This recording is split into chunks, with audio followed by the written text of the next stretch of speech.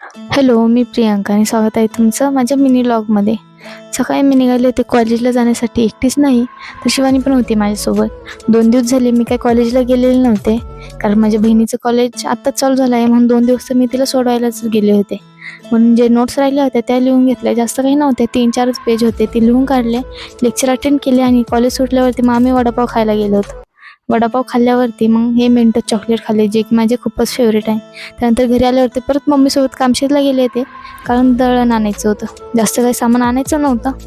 मग मंचुरियन घेतलं पार्सल आणि त्यानंतर मग घरी जाताना मम्मीने केकसुद्धा घेतले होते.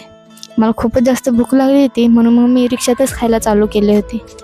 त्यानंतर मग घरी जाताना थोडंसं सामान घेतलं आणि घरी आले. घरी आल्यावर बघितलं तर मायराचं असं पाण्यामध्ये दगडं फेकण्याचं काम चालू होतं.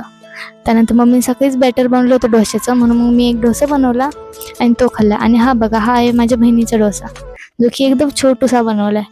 चला तर आपण भेटत उद्याच्या व्लॉगमध्ये. व्हिडिओ आवडले असेल तर लाईक करा आणि फॉलो करायला विसरू नका. बाय.